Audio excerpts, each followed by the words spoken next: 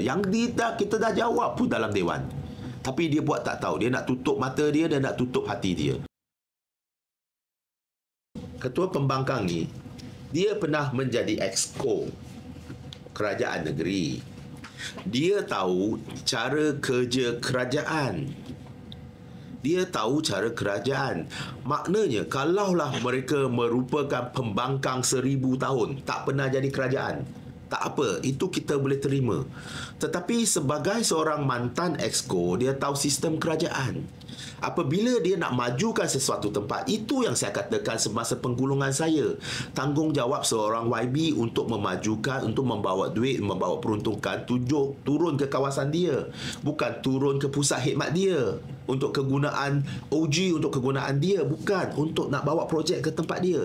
Cara kerja kerajaan ialah memerlukan kelulusan semua agensi yang terbabit. Agensi semua perlu terlibat dalam ulasan dan memberi sokongan. Dan apabila itu berlaku, maka mereka akan dibawa projek-projek tersebut ke SUK untuk kita luluskan dan kita nak turunkan peruntukan dan kita bawa duit ke situ.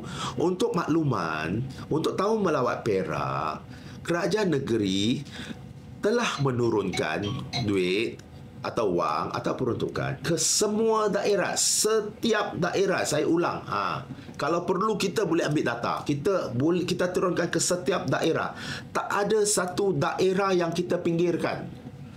Tetapi apa yang dibawa naik oleh pegawai-pegawai, sekiranya YB di kawasan tersebut menjalankan tugas, berhubung dengan pegawai, dia nak berkomunikasi, nak kata apa yang dimajukan. Nombor satu, kehendak dia atau dia rasa sesuai. Nombor dua, perlu juga mendapat persetujuan semua jabatan dan agensi bahawa apa yang nak dibawa itu sesuai. Sebagai Contohnya, kalau saya nak bawa sesuatu yang tak sesuai ke kawasan saya, maka pegawai-pegawai tak setuju. Dan kita tidak dapat nak paksakan projek tersebut. Jadi, sebagai seorang ahli, seorang mantan exco, dia harus faham sistem kerajaan ni. Dan saya rasa sedih sangatlah kalau dia nak main politik, nak sahaja create isu, tapi tak buat kerja di groundwork, tak buat kerja rumah.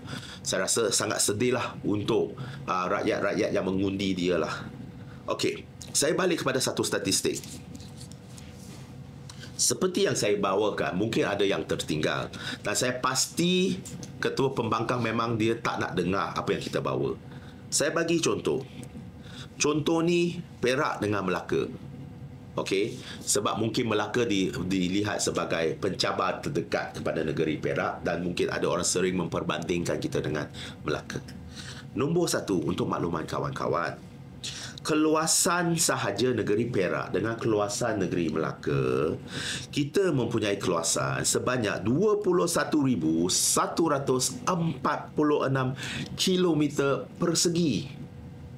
Di Melaka, mereka cuma mempunyai keluasan negeri sebanyak 1,664 kilometer persegi. Hampir-hampir kita melebihi Melaka sebanyak 20,000 kilometer persegi. Hampir-hampir. Itu dari segi keluasan sahaja. Dari segi daerah, Perak mempunyai 12 daerah, manakala Melaka mempunyai 4 daerah.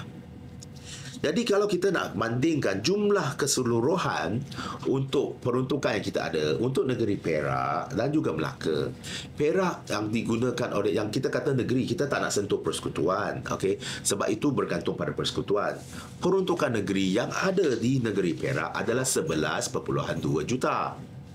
Manakala untuk Melaka adalah 20.1 juta. Jadi ini mungkin orang akan tanya kenapa? Sebab Melaka merupakan sebuah negeri yang secara tradisi, secara lamanya telah menumpukan sektor pelancongan. Di mana negeri Perak cuma dalam dekad ini saja kita yang telah kita menuju ke arah pembangunan pelancongan. Jadi apabila kita buat budgeting ni, kita kena lihat berapa peratus sumbangan sektor tersebut kepada ekonomi negeri, dan bajet tu akan berlaku lebih kurang sama.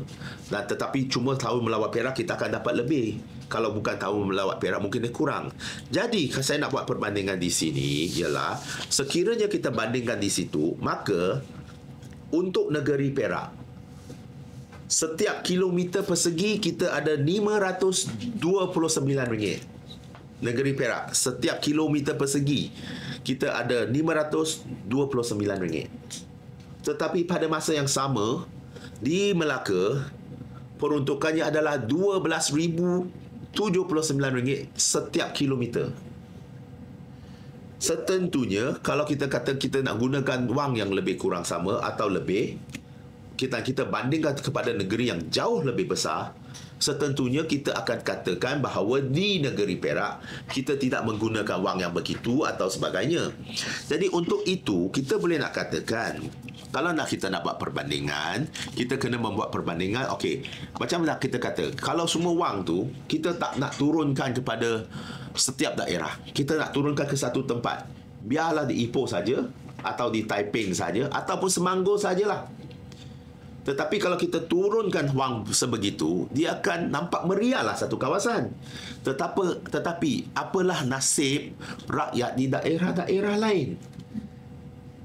Jadi untuk itu saya nak bagi tahu, kita nak sama ada kata cara kita gunakan peruntukan ataupun kita nak kata di mana cara peruntukan kita dah turunkan kepada semua daerah, di mana dakwaan kedua pembangkang tu saya merasa dia tak buat kerja rumah, menunjukkan cara dia suka berpolitik tapi tak buat kerja rumah.